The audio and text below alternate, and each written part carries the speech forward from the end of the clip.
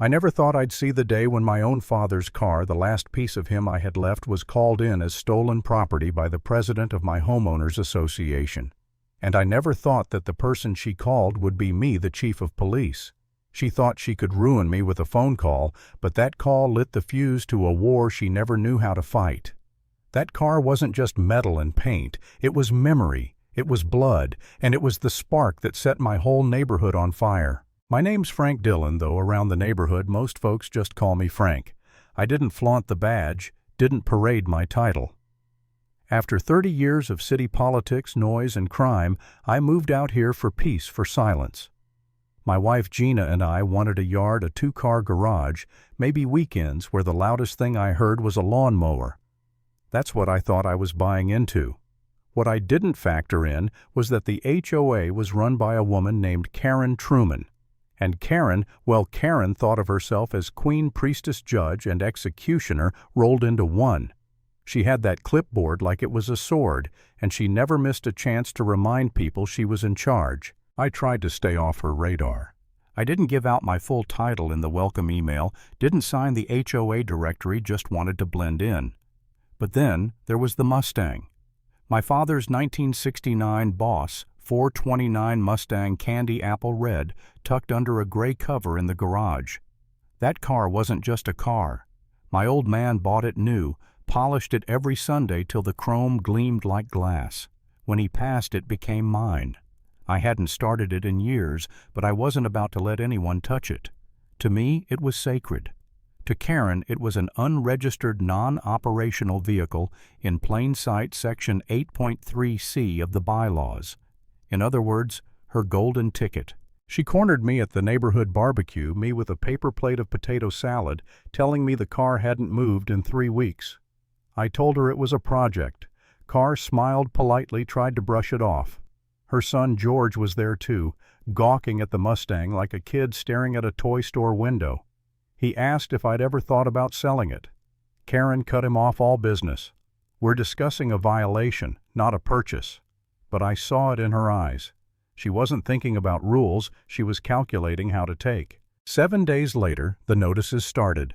Fake fines, late fees that didn't even exist on the HOA portal. Even Mrs. Alvarez, a 78-year-old widow, got a threat to lien her house over $25. That's how they worked paper cuts until you bled. And then came the morning knock. It was 7 a.m. when pounding at the door woke me. Karen stood there with George behind her, both of them smirking like they'd won something. "Frank," she said, dropping the Mr. Dillon formality, "I'm afraid we've reached the end of the line. Your vehicle is being impounded." She told me she'd called in a stolen car, my father's car. She'd reported it to the police. For a moment, my blood ran cold. Not because I was scared, because of the sheer audacity. 2 patrol cars pulled up right on cue, officers spilling out. I knew them hell I had pinned one of their badges myself. Karen pointed at the Mustang, voice dripping with triumph. "That's the one officer. Stolen last week. He's hiding it. They asked me for my ID." I moved slow. Deliberate, watched Karen's grin spread wider, like she thought the cuffs were seconds away. Then I flipped open my wallet, not to a driver's license, but to my gold badge. The sun hit it just right. "Sergeant Davis." I said, "I think there's been a misunderstanding." The color drained from Davis's face. "Chief Dillon," he stammered, snapping straight like a cadet. Rookie Miller looked like he'd seen a ghost. And Karen. Karen's smile cracked and fell clean off her face. Right there on my porch, I called it for what it was, a false report, a misuse of 911 pulling cops off real emergencies. Her eyes flickered with panic for the first time, but she didn't back down. I knew then she never would. That was just the start. The next day, there was a fine taped to my Mustang's windshield for excessive polish glare. Then chalk outlines drawn on my driveway. Little arrows pointing at the car words stenciled, "Violation Area." A drone buzzed outside our bedroom window at dawn, followed me to the mailbox, harassed Gina in the garden. She traced its signal right back to the Trumans. Karen was escalating, playing dirty.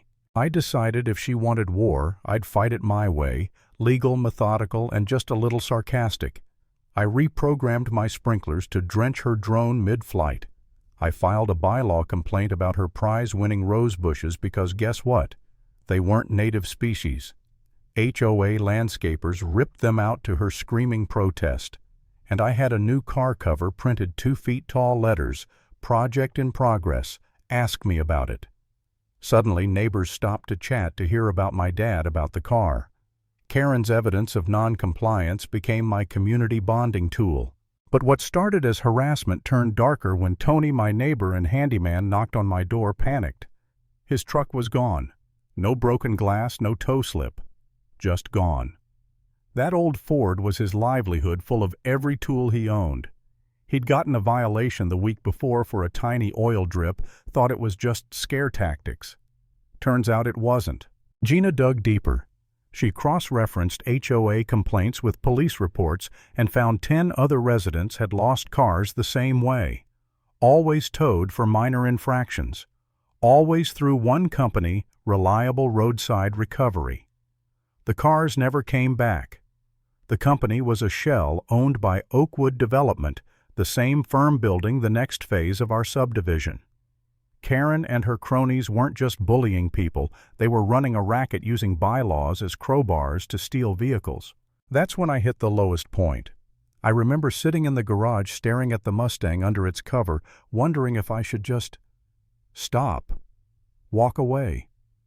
If I pushed too far, I'd risk my career, maybe even put Gina in danger. Was I clinging to a car? To pride? Was I just being stubborn? For a moment I doubted myself more than I had in years. Maybe she'd win if I let her. Maybe that was the cost of quiet. But then I saw Tony's face, the way his voice cracked when he said, "All my tools, Frank. How am I supposed to make a living?" And I thought of my dad, how he'd spit at the idea of rolling over for bullies. That doubt burned away, replaced by something cold and steady. No, I wasn't done. Karen wanted a war. She had one. Davis and I went off book. With Gina's intel, we snuck into that storage facility. Behind the padlock was a chop shop. Tony's truck, half disassembled license plates from 5 states hanging on the wall, forged HOA notices with Karen's neat little signature at the bottom. And there the treasurer's name, Barry Jenkins, signing off cash payments to the tow crew. We photographed everything. My heart hammered, adrenaline mixing with rage. This wasn't petty tyranny anymore. This was organized crime. But evidence gathered in the shadows is just trivia in court. Fruit of the poisonous tree. We couldn't use it.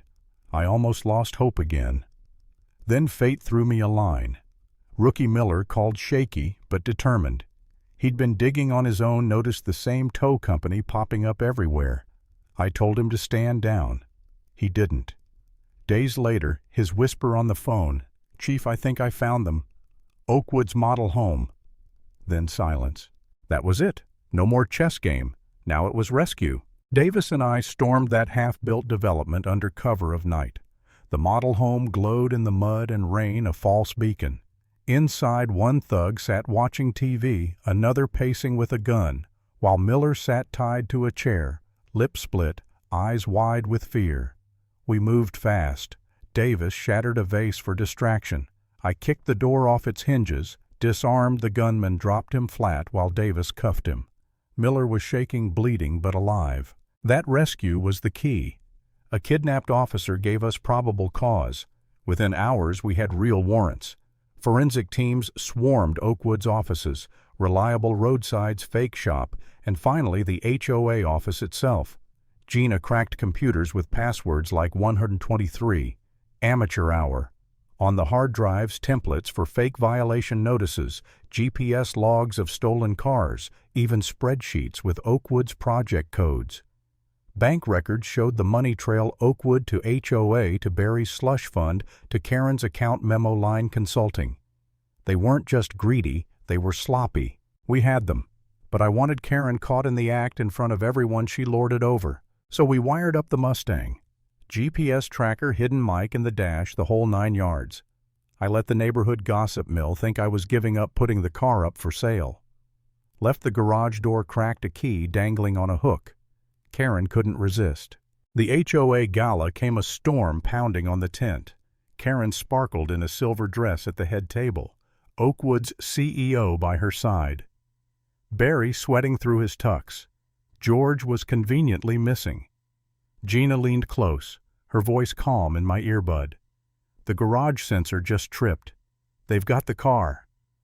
10 minutes later, headlights cut through the rain, and my father's Mustang rolled right into the tent, driven by George Truman grinning like he'd won the lottery. Karen grabbed the mic. A special donation for our community security patrol.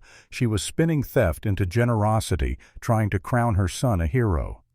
But then Gina tapped her phone, and Karen's own voice filled the tent recorded from inside the car.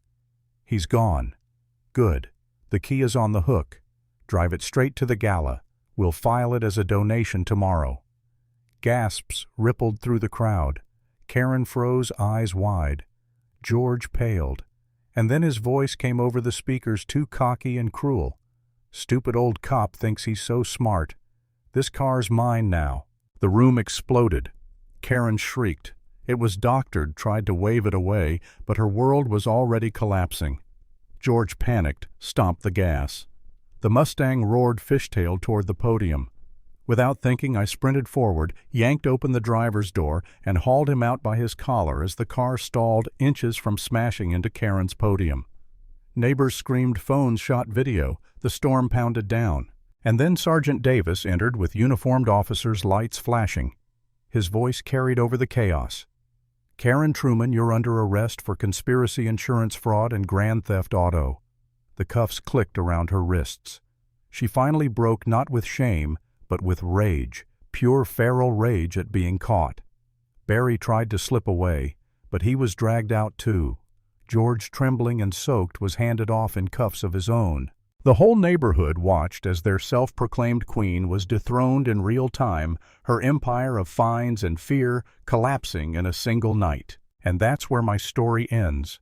Not with champagne, not with celebration, just with Karen's wrists bound, her lies echoing in her neighbors' ears, and the storm outside washing the last of her kingdom away. Because sometimes the lesson is simple: bullies will always push until someone pushes back harder.